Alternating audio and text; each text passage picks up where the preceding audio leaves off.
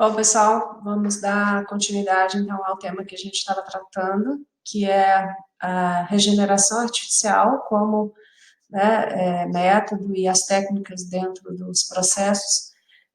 Estamos particularmente falando da parte geral, né, mas em alguns casos podemos falar especificamente sobre plantio de mudas, e depois, posteriormente, a gente vai discutir em separado sobre semeadura direta, que seria outra forma da gente fazer a regeneração artificial. Nós já discutimos alguns aspectos na parte 1, né, principalmente em relação aos modelos de plantios que a gente pode fazer, né, e também a questão do espaçamento, né. Então, agora vamos partir para, dando continuidade, vou só citar aqui a questão de seleção de espécies, porque nós temos um dia específico, uma aula específica para discutir sobre seleção de espécies. Mas como ela faz parte da definição do modelo, né, eu gostaria de já deixar aqui alguma primeira abordagem em relação às espécies que nós iremos utilizar num projeto de restauração. Inicialmente, pensando em restauração, ou seja, usando espécies que são realmente da fisionomia local, né, para aquelas situações onde nós vamos conseguir restaurar, quando a gente vai falando também de recuperação, por exemplo, de reserva legal com uso de até 50% de exóticas, como a gente tem a permissão. O restante, que não são as exóticas, a gente também tem que ter o cuidado de trabalhar com as espécies nativas da fisionomia local, e aí é isso que é importante aqui. Então, não vou falar aqui da seleção de espécies para esses outros fins, isso também a gente vai discutir depois. Mas em relação às espécies nativas de ocorrência regional, então o que é fundamental a gente observar? Primeiro, a gente vai tomar como base remanescentes na região. Então, nós vamos ter que obter informações secundárias, se já existir, como aqui, por exemplo, na nossa região, a gente tem vários estudos sobre inúmeras fragmentos aqui da região, inclusive aqui dentro da universidade, então, assim, eu já tenho muita informação consolidada, ok? Então, nós vamos buscar essas informações das espécies que ocorrem na região. Agora, vejam bem, na questão não é só ocorrer na região, esse é o ponto inicial. Agora, eu tenho que pensar no ambiente de ocorrência das espécies, porque eu tenho que pensar naquele ambiente em que eu vou fazer o plantio. Por exemplo, se a gente estiver falando de uma área com influência de um curso d'água, né? A gente já comentou e depois voltaremos em detalhes. Eu posso ter áreas sujeitas, por exemplo, à inundação, né? Eu posso ter áreas que a gente vai trabalhar em solos mais secos, né? Eu posso ter áreas, por exemplo, que estão numa região mais inclinada, não tem efeito de influência de água, e áreas que estão numa várzea. Então, é preciso tomar as informações existentes, e se não tiver, vocês vão ter que coletar essas informações em relação ao ambiente que essa espécie ocorre, né? Ou seja, a gente sabe que existe uma interação de espécie-ambiente, algumas espécies até são bem plásticas, né? Tem uma plasticidade de ambiente de ocorrência muito grande, mas outras não, né? E principalmente em relação à especificidade do ambiente dentro da área que você vai trabalhar. Outra informação que nós vamos precisar e que vai, né, tá muito relacionada à questão dos modelos, como a gente falou, é a qual grupo ecológico ou grupo funcional pertence a cada espécie que a gente vai avaliar, tá? Então, como a gente falou anteriormente, os grupos funcionais ou grupos ecológicos, eles têm um papel muito importante na fase inicial da colonização da área, do estabelecimento inicial da área, então, por isso mesmo, a gente utiliza, né, essa escolha baseada no grupo funcional, no grupo ecológico ao qual pertence a espécie. Então, eu preciso dessa informação, né? A questão, o conhecimento da qualidade do sítio, do local em que nós vamos fazer a implantação, ela é fundamental, porque eu preciso saber se as espécies toleram ou não aquele ambiente meu. Então, nós vimos ali, né, no ponto anterior, que o ambiente de ocorrência da espécie eu preciso conhecer. Porque depois eu preciso saber aqui, ó, nessa qualidade de sítio que eu tenho, existe tolerância, essa espécie é tolerante a essa condição de ambiente? Essa imagem aqui ao lado nos mostra, né, uma área na margem de um reservatório que tem depressionamento, ou seja, aquele reservatório que altera o nível de água dele em função da época do ano, né?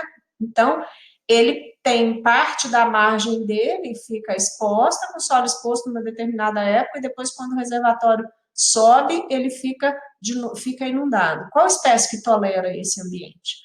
Né? Então, aqui a gente tem um exemplo, por exemplo, de ingá, uma espécie de ingá que tem sucesso enorme, até vários metros aqui de coluna d'água, que a gente já testou aqui, e ele consegue ficar submerso por um período e depois se desenvolver, mesmo como muda pequena, né? Ele consegue ficar submerso por um período e se desenvolver depois. Então, num ambiente como esse, o ingá é a espécie chave, né? Além de que ela tem características de conseguir sobreviver nesse ambiente, ainda tem outras características que também fazem com que, por exemplo, os frutos dela são dispersos pela água, né? Então, eles podem ser carregados pela água, ou seja, é uma espécie típica daquele ambiente e bastante interessante da gente utilizar.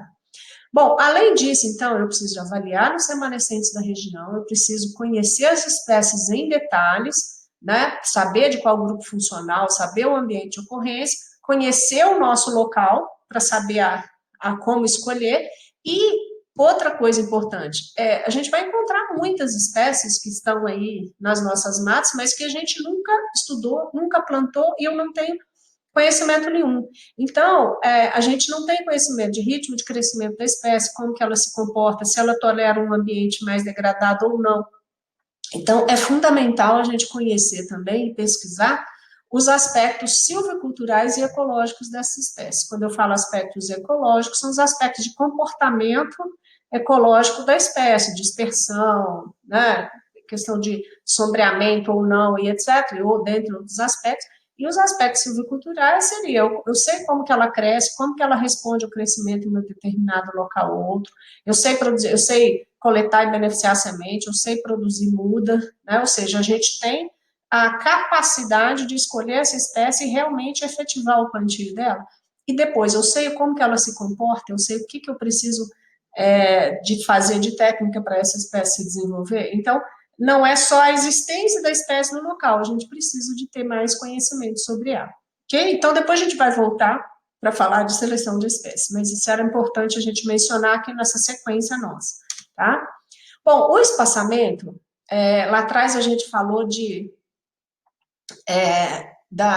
deu exemplos do arranjo no campo, certo? Tanto o arranjo espacial das plantas, como arranjar, como distribuir plantas por grupos funcionais em função do que a gente tem de interesse de ação daquele grupo. Mas, agora falando especificamente, qual o espaçamento que a gente usa? Né? Então, o que é o espaçamento ideal? Né? Vocês devem aprender lá na silvicultura o que é o espaçamento ideal na silvicultura. Espaçamento ideal vai ser sempre o espaçamento, ou a planta ter uma área disponível para o seu pleno crescimento e crescimento nas condições adequadas que a gente deseja. Então, quando a gente fala de espaçamento ideal para florestas de produção, nós vamos falar de espaçamento que vai interferir na forma do tronco, no volume de madeira, no diâmetro, na qualidade da madeira, em desramo natural, se for o caso, ou na produtividade de diversos produtos, às vezes não madeireiros. Ou seja, eu vou ter um determinado objetivo. Agora, e aqui, na restauração? Quais são os nossos principais objetivos? Quando eu falar de espaçamento ideal, para mim, o espaçamento ideal é aquele que vai promover um rápido recobrimento do solo. O que é um rápido recobrimento do solo? É o fechamento das copas, e as copas das plantas que estão se estabelecendo se tocam, formam um dossel, né? Mas nessa fase inicial não é o dossel de floresta ainda, mas, ou seja, são as copas se tocando e fechando com sua parte aérea o solo. Com isso, a gente vai ter esse recobrimento do solo, a gente vai ter uma proteção contra a erosão, certo? Então, eu vou evitar impacto direto de gota de chuva no solo e etc. Então, a gente vai ter uma boa proteção contra o processo erosivo e esse rápido sombreamento das espécies invasoras, porque as espécies invasoras, em modo geral, elas são espécies de pleno solo. Então, assim que a gente consegue uma cobertura na área, as plantas invasoras perdem o vigor, morrem, mantém muito banco de semente muitas vezes, mas se a gente mantiver essa cobertura por muito tempo, aí a gente vai ter menos problema com esse banco de sementes. E um outro objetivo é o sombreamento das espécies de estágios secionais mais tardios, mas que a gente já plantou na fase inicial, ou seja, se eu uso o modelo de fazer o plantio de todos os grupos funcionais em um único momento, eu quero rapidamente que essas espécies dos grupos sucessionais mais tardios, elas sejam sombreadas pelas copas das espécies dos estágios iniciais da sucessão, tá? Bom, então esse seria o espaçamento ideal para a gente, o espaçamento que consiga cumprir esses 3 pontos aí que são fundamentais. O que influencia, né, no espaçamento? Uma coisa muito importante, a gente vai ver outros aspectos, mas uma questão muito importante é que, normalmente, nós estamos trabalhando, gente, em locais que podem estar muito degradados. Então, eu posso ter uma espécie, ou um grupo de espécies que cresce muito bem, muito rápido, e dentro da nossa expectativa, num determinado ambiente alterado.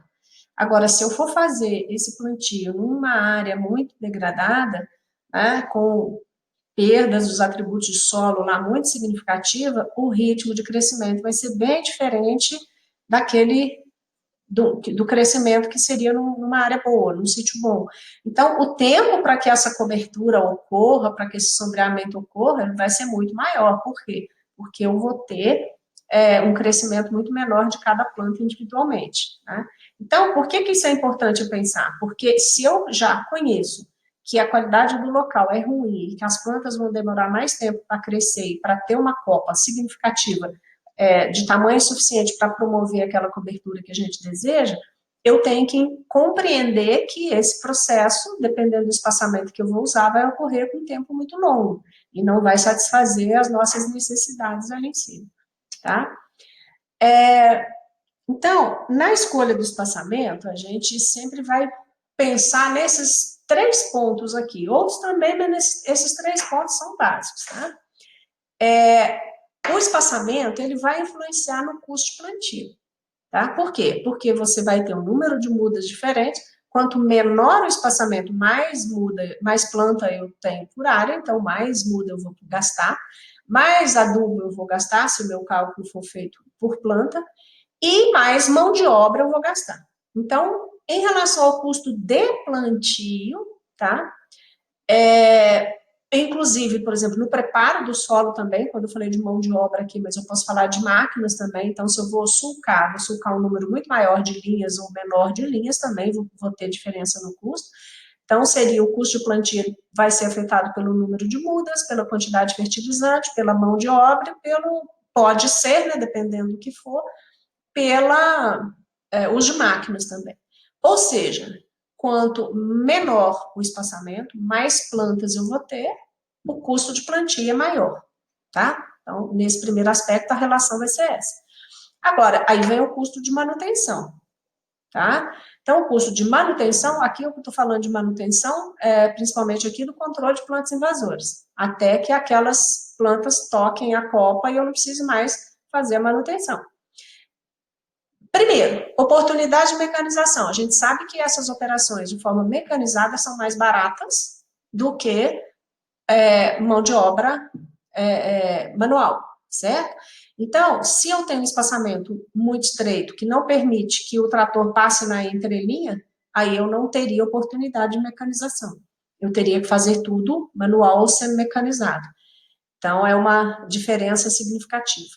E o número de operações também, certo? Número de operações, quanto menor o espaçamento, supõe-se que o fechamento das copas vai ocorrer mais cedo, menos operações de capina eu tenho que fazer, de controle, roçada e capina.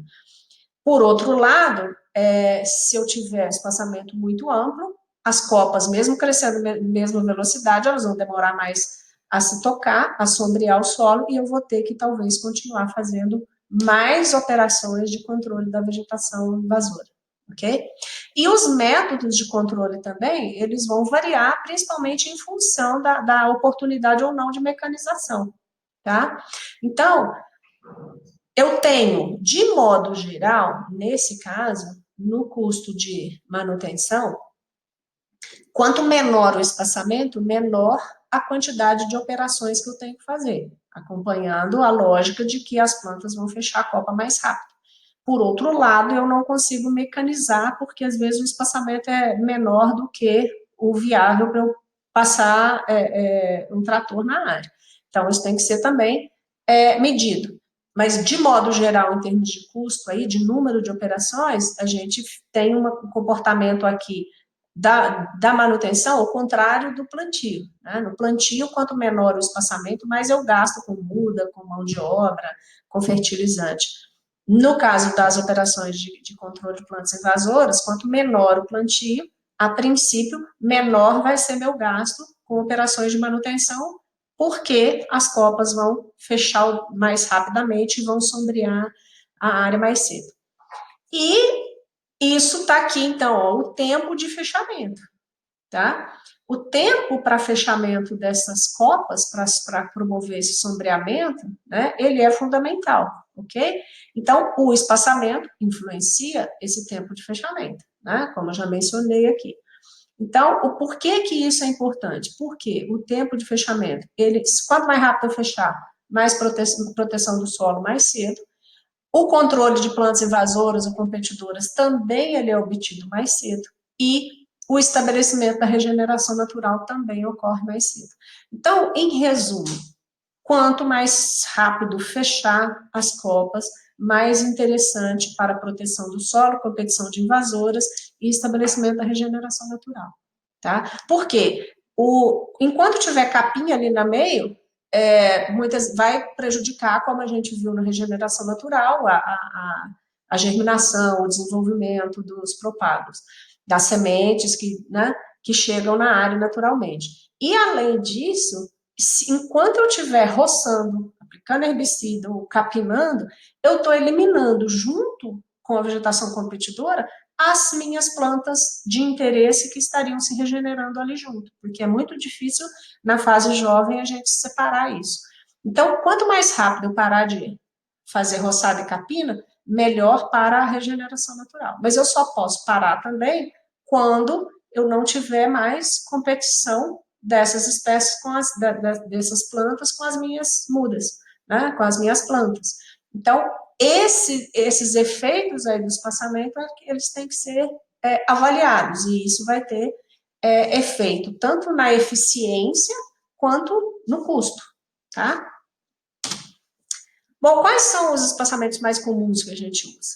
Né? Se a gente lembrar lá das florestas de produção, se eu perguntar para vocês aqui, vocês precisam fazer, a maioria vai falar 3x2, que é um espaçamento bastante comum usado em floresta de produção aqui no Brasil, né, com espécie de eucalipto, pinos um pouco mais largos, talvez 3x3, mas a gente tem aí outras espécies que também muitas vezes entram inicialmente com espaçamento em torno de 3x2 ou 3x3.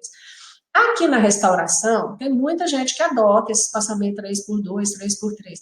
Se você não fizer nada conjugado para controlar a planta invasora, e se você estiver numa área de pastagem, vocês vão ter muito problema em trabalhar, em obter sucesso com áreas de espaçamentos mais amplos, como esses usados nas florestas de produção. Eu vejo muitas vezes pessoas defendendo plantio em espaçamentos bem amplos. Agora, se você estiver fazendo plantio numa área, por exemplo, que era produção agrícola há muito tempo, você vai ter plantas ali consideradas invasoras e competidoras para o milho, para o feijão, para o arroz, mas que são espécies herbáceas, arbustivas e que não causariam problema de competição nas nossas espécies florestais. Mas se for pastagem, garanto para vocês que vocês vão ter muita dificuldade. E às vezes fica lá, as plantas são bem cuidadas, a gente já teve essa experiência em áreas de plantio aí, de nascentes, que o plantio foi feito em 5 por 5 metros. Ficou lindo, mas parecia um pomar. As árvores crescendo bem, mas são árvores que crescem de forma lenta, e 5 por 5 metros de distância não fechava a copa de jeito nenhum. Então, o proprietário ficava lá, roçando, roçando, roçando, e enquanto isso não permitia que a regeneração natural se estabelecesse. Então, esse é um problema, tá? Então, os espaçamentos mais comuns vão nos dar aqui uma densidade de plantas de 1.111, né, que seria o 3 por 3, até 2.667 mudas por hectare, que é esse aqui, né, 1,5 por 2,5, tá? Que é o menor tamanho nosso aqui. Ou seja, qual a área útil por planta? De 9 metros quadrados, que seria esse espaçamento 3 por 3, com uma densidade de 1.111, e a 3,7 metros quadrados por planta, que nos daria 2.667 mudas por hectare, que seria representado por esse espaçamento aqui, 1,5 por 2,5, tá? Então, está na linha desses maiores aqui quando a gente tem esse espaçamento que eu falei para vocês mais amplo, mas tem que tomar muito cuidado, depende muito de onde você está plantando. Então, aqui na linha dos espaçamentos com 3 metros entre linhas, ok?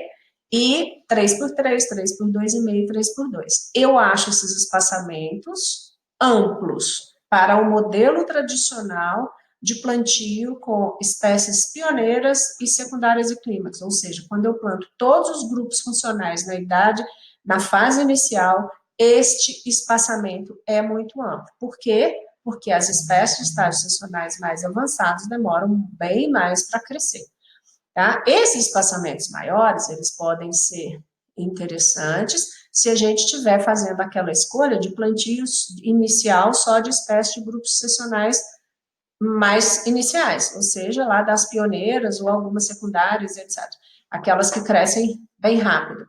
Se eu fizer isso, e muitas vezes associada a algum controle de competição eficiente, aí sim eu consigo fechamento do acel. Mas tem que lembrar que se eu faço plantio de 100% de espécies desses grupos de estágios iniciais, ou eu vou ter que voltar depois para plantar novamente as espécies, fazer um plantio novo com as espécies de estágios sessionais mais tardios, ou eu tenho que contar com uma regeneração natural muito eficiente, tá? Aí sim a gente poderia usar esses espaçamentos.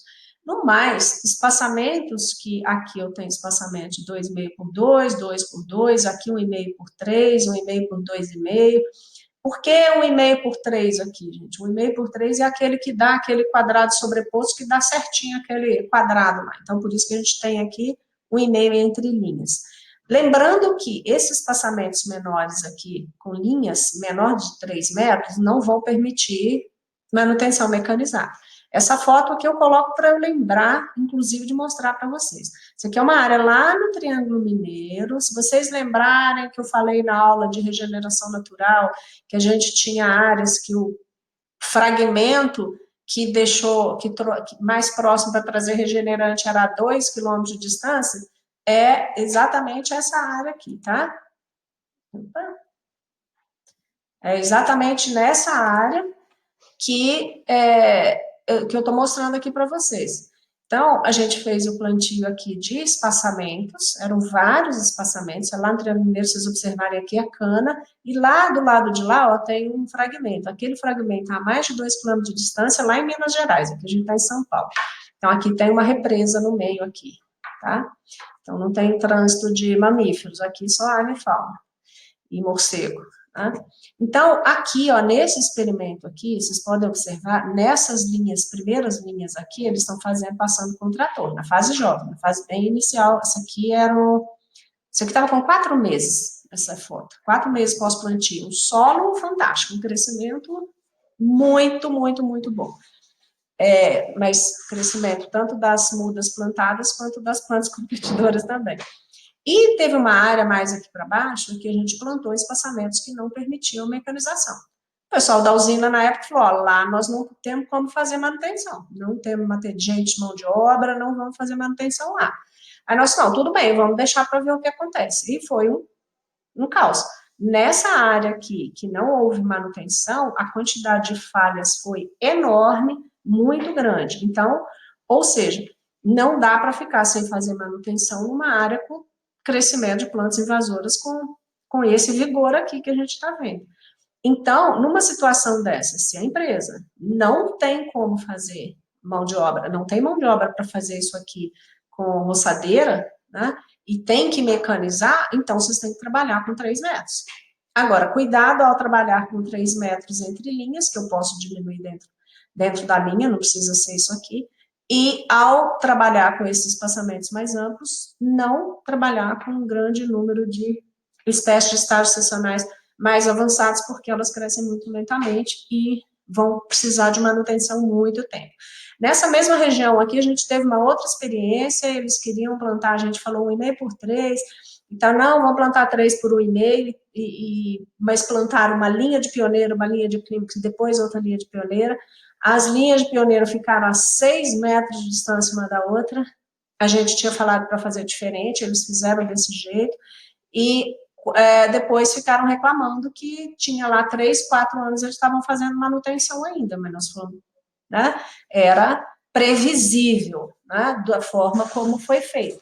Então, não dá para trabalhar com espaçamentos mais amplos, plantando um grande número de espécies de estágios finais da sucessão, ok? Mas, no geral, os espaçamentos variam aqui dentro, tá? Não mais do que isso, porque senão realmente, a não ser que não tenha plantas invasoras competidoras como as áreas de pastagens, mas normalmente, aqui na nossa região, por exemplo, a grande maioria das áreas que nós vamos encontrar vai ser pastagem.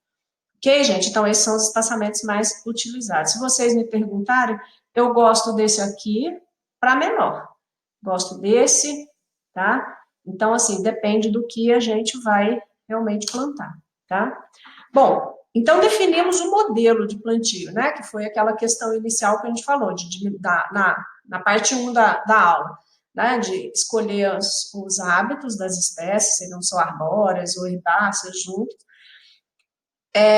o modelo, o arranjo no campo, os grupos, como que nós vamos arranjar esses grupos funcionais no campo, depois quantas espécies, como que nós vamos selecionar, isso a gente vai discutir numa outra aula, mas faz parte do modelo, e o espaçamento, que também está junto para fechar a questão do modelo, tá?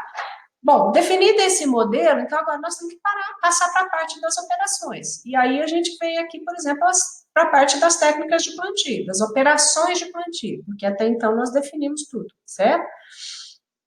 Então, nas operações de plantio, o que nós vamos fazer? Nós temos o preparo do solo, a execução da adubação, lembrando que a escolha da adubação, né, foi feita antes também, operação de plantio, o controle das plantas invasoras, ou seja, as operações de manutenção aqui, controle de formigas e prevenção de incêndios. Basicamente, essas técnicas aqui que a gente teria que pensar. Aí, eu gostaria de já mencionar, quer dizer, que o que tem diferente disso aqui para o que vocês aprendem para florestas de produção? Em termos de métodos, gente, nada. Quais são os métodos de preparo do solo que existem? São aqueles que vocês conhecem. O que vai diferenciar é a escolha que vocês vão fazer, porque o tipo de área que você tem é diferente.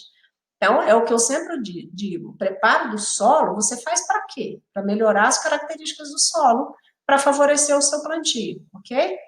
Então, se você precisa melhorar as características do solo para favorecer suas plantas, você depende do que tem no seu solo de ruim, de inadequado para ser corrigido. Então, o preparo do solo, quem vai definir é o que você tem de solo no seu solo na área, certo? E assim, né, as outras operações também. Então, assim, os métodos que existem, como plantar uma muda, como fazer um plantio. Tanto faz se você está fazendo um plantio de uma muda de eucalipto ou de uma muda de jacarandá. A operação de plantio é a mesma, mas você pode ter que definir tecnicamente de forma diferente pelas opções que você tem em função da sua área, da sua condição. Então, pensando um pouquinho nisso, de preparo do solo, tá? O preparo do solo, eu estou especificando o preparo do solo para manutenção lá, mas muitas vezes o preparo do solo vem dentro de um preparo da área como um todo, que muitas vezes eu vou precisar de fazer o controle de plantas invasoras já na fase inicial. Aqui eu estou mostrando para vocês nessas imagens, para vocês verem as diferenças de ambientes que a gente vai chegar e se deparar e falar, como é que eu preparo esse solo? Né? Então, muitas vezes, gente, em muitas situações, aquele preparo mecanizado, tradicional e às vezes eficiente que a gente tem nas florestas de produção, não vai dar para fazer aqui. né?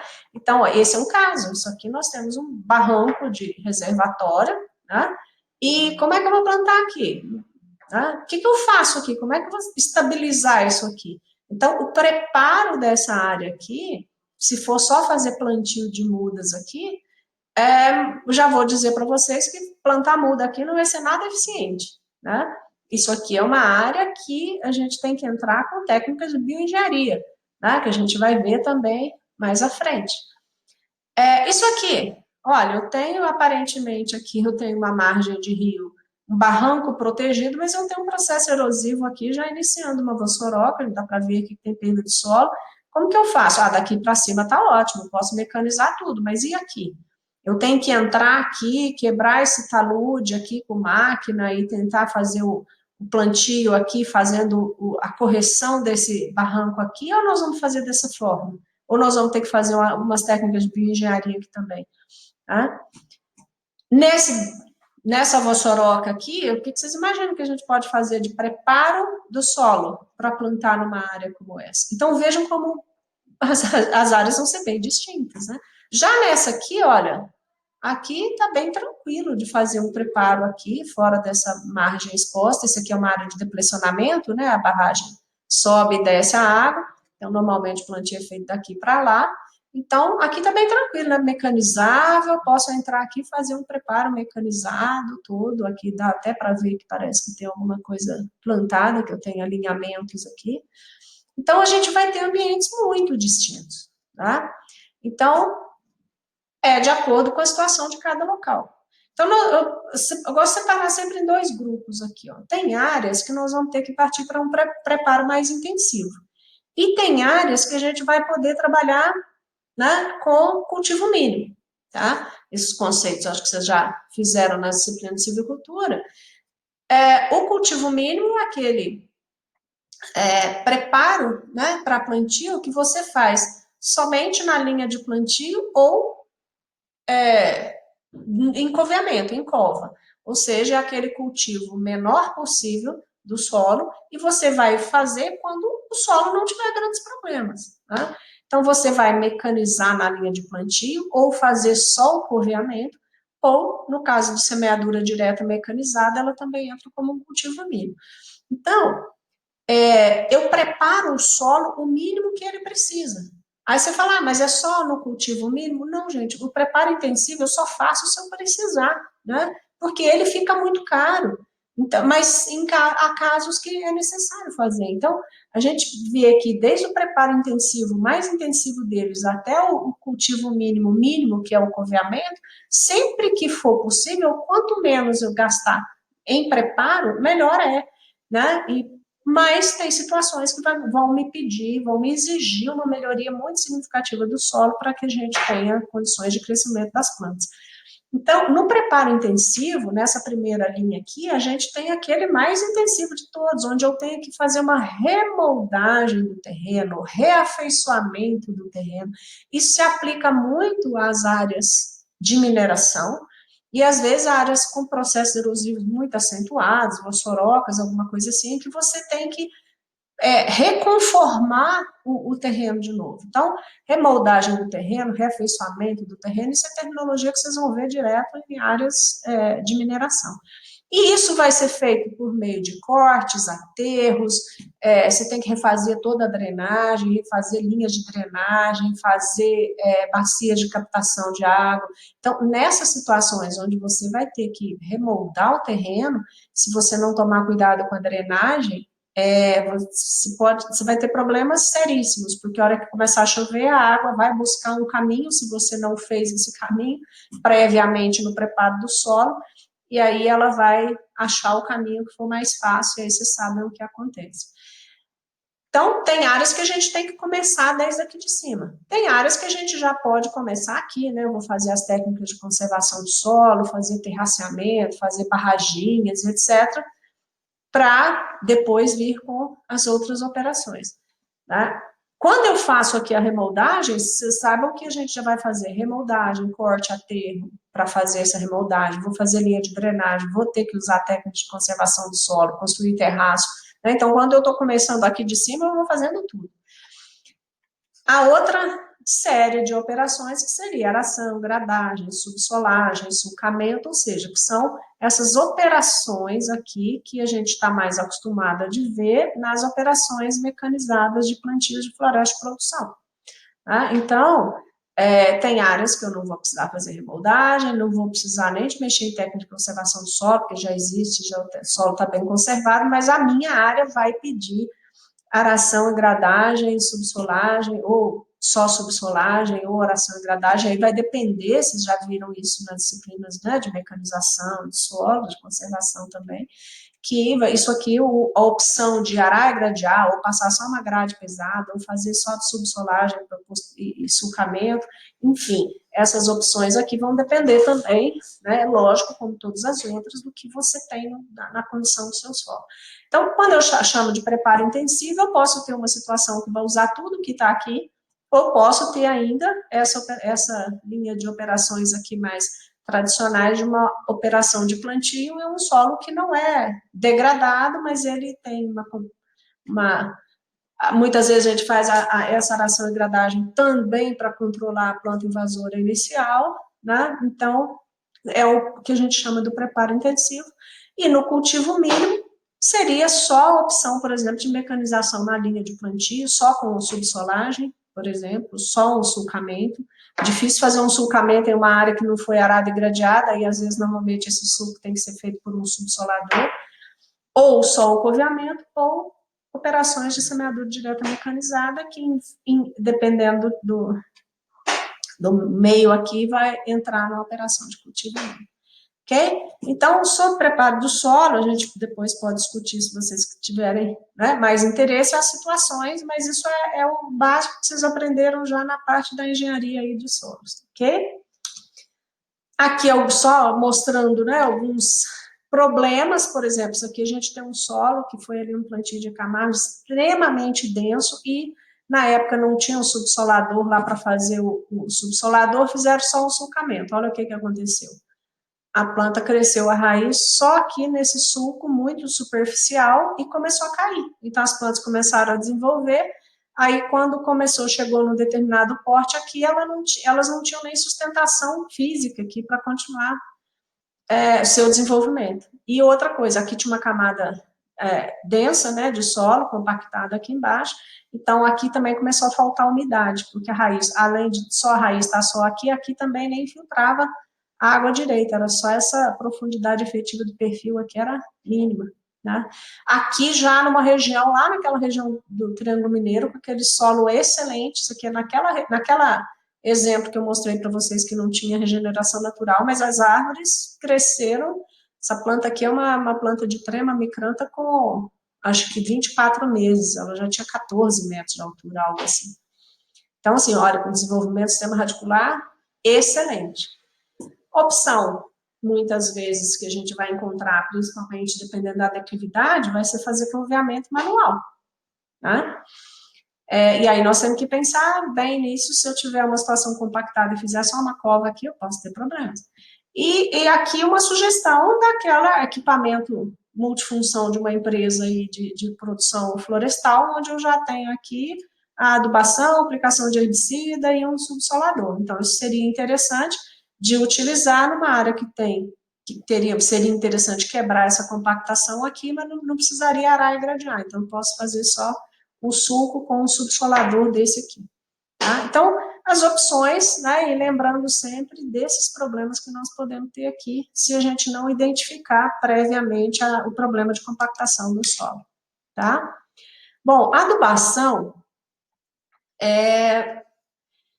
também é um assunto que vocês já aprenderam lá nas disciplinas de fertilidade do solo, né? Já aprenderam sobre a questão de nutrição, e também nas disciplinas da silvicultura vocês já viram aqui como fazer a adubação, tá? Então, que também não é novidade para vocês. O que é novo aqui? O que é novo aqui é que, como que vocês fazem a definição de adubação do solo? Soraya, a gente vai lá, faz a análise de solo, que a gente aprendeu a fazer, depois eu volto para o escritório lá e vejo quais as exigências nutricionais da minha espécie. Aí eu vejo o que tem no solo e vejo como que eu preciso de complementar o que não tem. Ok, é isso que a gente faz, só que o grande problema nosso, vocês vão plantar 50 espécies, 60 espécies. E quais são as exigências dessas espécies? Para algumas a gente não tem ideia. E uma outra questão, então assim, a gente não tem muita informação sobre exigências específicas para cada espécie, quanto que cada uma precisa de cada nutriente, etc. Então, muitas vezes, para a grande maioria das espécies não tem essa informação. E outra coisa, já pensaram assim, gente, não vou plantar 50 espécies, cada uma delas tiver uma adubação em quantidade diferenciada? Isso é inviável do ponto de vista operacional, né? E temos que pensar uma outra coisa, esse solo que tem aí, ele vai melhorar com o tempo, a gente espera, mas é o lugar que tem para a planta crescer. A gente vai fazer uma adubação de arranque, de plantio, que é fundamental, depois uma ou duas adubações de cobertura, mas depois esse ecossistema vai ter que se estabelecer e se manter sozinho. Então, se eu tiver grandes problemas de fertilidade de solo, eu tenho que tomar cuidado com as espécies que eu estou plantando, porque eu posso estar trabalhando com a espécie errada, né? Então, espécies que são mais exigentes, às vezes elas não podem entrar agora no sistema, tem que entrar depois por outros meios de enriquecimento, enfim, ou não são adequadas para esse ambiente. Né? Então, essa questão aqui é que diferencia esse processo, a escolha, a definição da adubação nossa aqui. Tá? Então, como que a gente escolhe? Né? Bom, na realidade, a gente vai escolher, se vocês forem, por exemplo, vamos pegar lá a quinta aproximação, que é um exemplo que a gente tem aqui em Minas Gerais, que a gente usa, ou qualquer outra recomendação de adubação que tem aí para espécies florestais. Então, o que a gente vai fazer, se eu tiver já recomendação de adubação por pesquisa específica para as espécies da região, para aqueles solos da região, ótimo, são essas informações que eu vou usar. Agora, se eu não tiver, né, aí a gente vai por referências de literatura que nos dê uma indicação mais próxima possível de como complementar os nutrientes no solo para esse grupo de espécies nativas que eu estou fazendo o plantio. Então, muitas vezes, o que a gente tem utilizado? As mesmas recomendações genéricas que tem, por exemplo, para eucalipto, lá na quinta aproximação, que não diferencia clone, não diferencia espécie, é uma identificação mais genérica. Muitas vezes é a mesma que eu uso aqui, né, para as nossas espécies nativas, que são muitas e eu não tenho outros resultados específicos para elas. Tá? Então, os exemplos de adubação mais comuns que a gente tem, gente, aí eu coloquei aqui também valores médios de, né, o que a gente tem de mais comum, ou eu uso do superfosfato simples, ou eu uso de uma formulação NPK, ou o uso de uma outra, um outro componente de fósforo aí, um fósforo de liberação mais lenta, tá? Mas, de modo geral, seria em torno de 150 a 200 gramas por planta de super simples, em média de 100, 150 que o pessoal usa, entendendo que, né, esses valores aqui vão ser proporcionais à condição do meu solo, né? Ou algum NPK com 100 a 200 gramas por planta também, tá? E lembrando que o NPK aqui, né, é o NPK mais tradicional também utilizado aí em culturas agrícolas, então 8, 28, 16, ou se a gente tem algo mais específico para a floresta, porque o que vai acontecer, gente? Vocês vão fazer um plantio de umas áreas pequenas, numa região que é região agrícola, que não tem floresta, você não vai conseguir comprar um adubo mais específico para, né, de uma formulação dessa, então você vai usar uma formulação que você encontrar na região, né, porque normalmente são áreas pequenas, você não vai ter uma formulação específica lá na região, ok? Então, como que vocês vão fazer? No projeto de vocês, por exemplo, vocês vão pegar, eu já dei a análise de solo lá para vocês, né, tá lá no site, apesar de não estar definida a área, mas vocês vão consultar o quê? Vocês vão procurar. Se vocês vão tentar achar uma indicação para a espécie nativa, se não achar aqui na região, se não achar, vocês vão usar indicação para eucalipto. Eu quero uma justificativa do porquê que vocês vão usar a adubação lá, tá? Isso que é importante. E a gente normalmente faz adubação de cobertura também, gente, porque a gente já fez no começo, quando a gente começou a trabalhar isso lá em 1990, né, que a gente começou a trabalhar com restauração aqui, a gente começou a fazer vários testes, né? Então, a gente fazia algumas áreas, não, só adubação de plantio, e depois a planta tem que se virar com o que tem lá. Só que quando a região está muito degradada, o solo perdeu muitas propriedades, você tem que ter um auxílio maior. E é justificado, mas vai o teu custo de adubação de cobertura, mas faz um efeito grande, tá? Então, se o solo estiver ruim, você tem que, sim, fazer aí pelo menos 2 ou 3 adubações de cobertura, tá bom? Então, também vamos seguir para adubação de cobertura, mais ou menos aí o que tem indicação para floresta de produção, né, pela falta de conhecimento das exigências nutricionais das nossas espécies, ok? Bom, plantio, o que a gente iria diferenciar aqui, plantio de floresta de produção e aqui? Tem, como que eu vou plantar uma muda? Operacionalmente, a mesma coisa, gente. Então, mesmo processo operacional. Quais as questões relevantes aqui? Então, se eu vou fazer plantio da muda numa cova, se foi feito um sulco, eu vou fazer com uma plantadeira, daquelas plantadeiras manuais que a gente tem várias aqui. Enfim, o procedimento é o mesmo, que é importante, a altura da muda, não afogar o coleto da muda, também não deixar o coleto para fora, quer dizer, aqueles cuidados básicos. O adubo deve ser bem misturado para não queimar a raiz, né? Principalmente se eu estiver usando uma formulação com bastante nutriente, gente, ou uma dosagem maior, não se esqueçam de fazer uma cova maior para poder misturar bem esse adubo. E aí, o que a gente tem de diferente para pensar?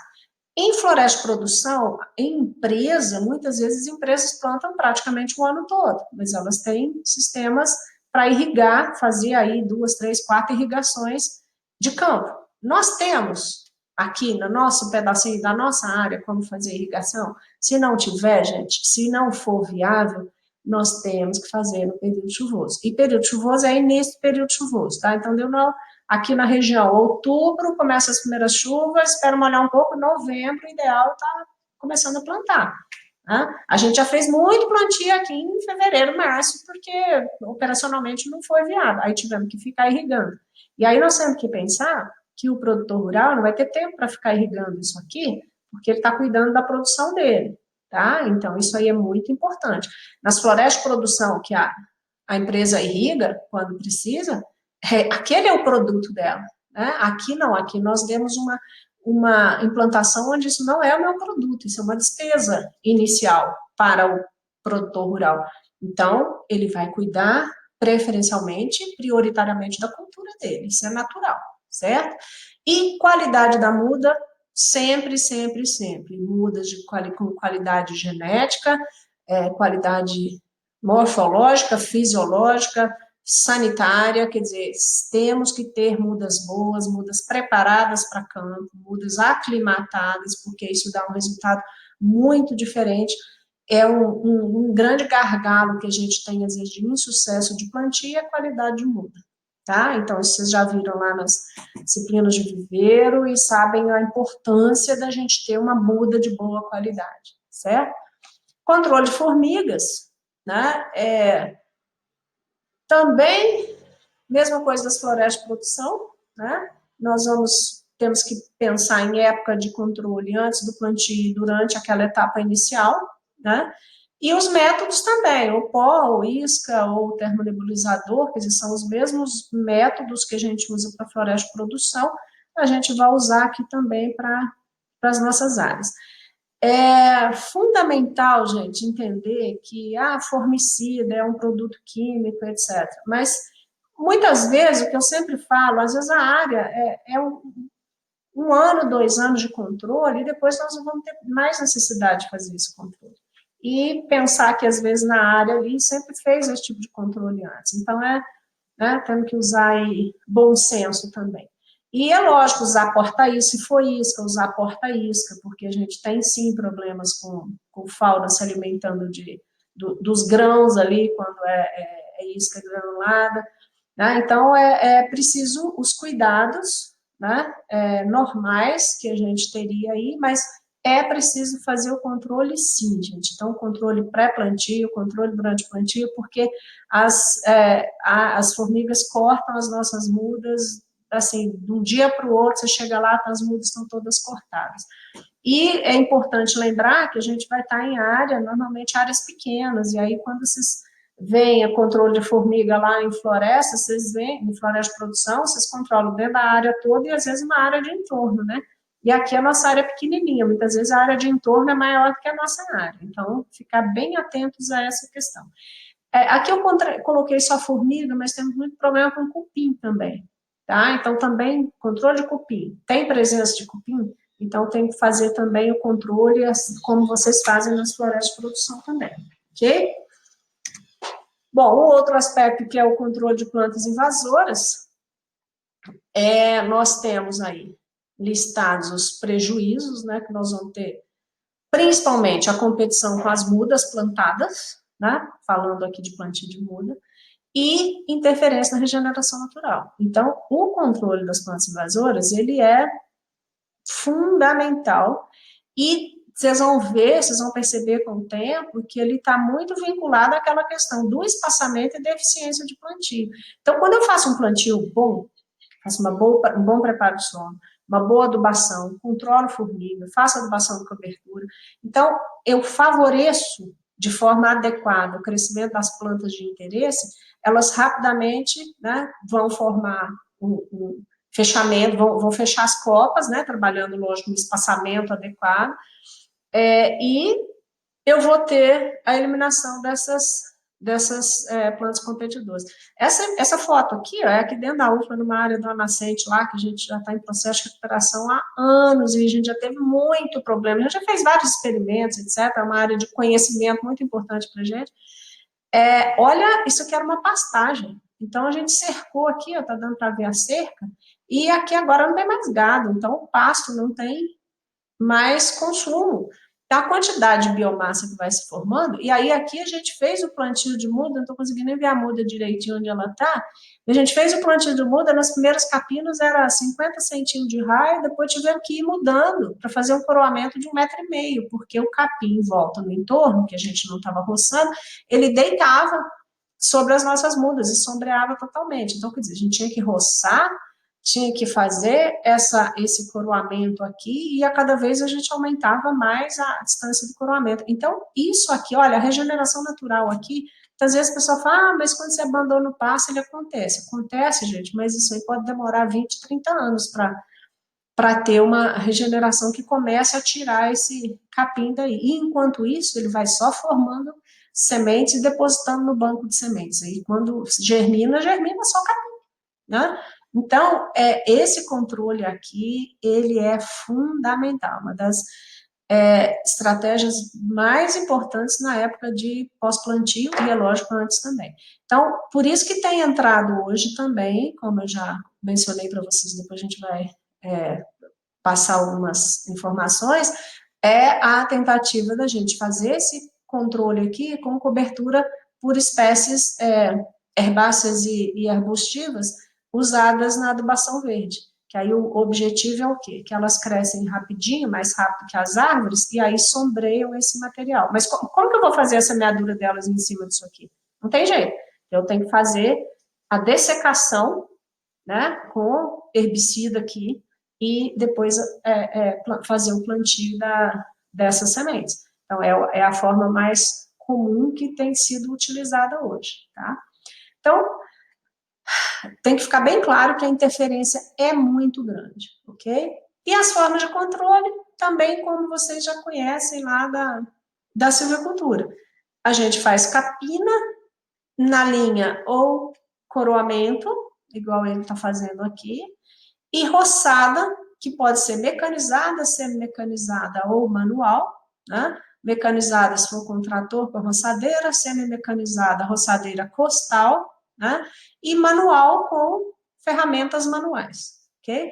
A diferença entre capina e roçada, né? Capina eu vou capinar, arrancar mesmo a planta, matar a planta por um todo, e roçada a gente corta parte da parte aérea, ela vai brotar de novo, ok?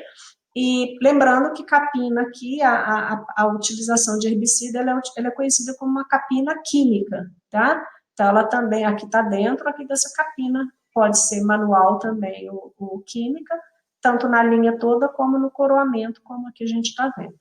E outro aspecto, a periodicidade. Qual a periodicidade? Quantos capim vocês fazem num plantio de eucalipto? Podem saber que aqui a gente vai gastar mais. Por quê? Porque o eucalipto cresce muito mais rápido e com mais vigor do que a maioria das nossas plantas nativas. E principalmente se eu estiver plantando as espécies de estágios sazonais mais avançados, essas aí têm um crescimento muito lento. Então, essa periodicidade pode ser, muitas vezes, diferente de um plantio de eucalipto, e precisar de mais operações de controle. E aí, lembrando que isso aqui vai aumentando o custo do plantio, ok? Bom, e depois de controle de plantas invasoras, tem a questão de prevenção de incêndios, que construção e manutenção de aceros. Então, se é uma área que eu tenho, né, chance de ter incêndio, por exemplo, pensar em beira de estradas, né, sempre tem problemas com incêndios, eu tenho que construir aceros e manter, fazer manutenção, né, gente? Porque um acero, vocês já viram isso na disciplina de incêndios, é quando você corta o material combustível para que o fogo não consiga atravessar ali. Então, tem que ser mantido, porque você faz um acero e deixa ele encher de mato de novo, né? Não é mais um acero. O controle das plantas invasoras, gente, também é uma forma de prevenir incêndio, principalmente se a gente considerar que tem aquela quantidade de braquiária, que é aquela foto que estava na imagem anterior, e aquela quantidade de biomassa, e seca no inverno, então aquela biomassa seca também né? Se é uma região com problema de incêndio, tomem cuidado também, tá? Então, se fazer um controle de plantas invasoras antes do período, né, de risco maior de incêndio também é interessante. Conscientização do proprietário e da comunidade sobre os danos decorrentes do fogo, né, para a gente prevenir o início de um incêndio. Ok? Então, de forma geral, a gente conclui aqui a parte operacional, né, também. Não entrei em muitos detalhes, gente, porque isso os métodos vocês já viram, né, nas disciplinas da silvicultura, então a gente não precisa entrar muito em detalhe aqui, tá? Mas podemos discutir depois na aula, né, sobre as dúvidas que vocês tiverem, ok?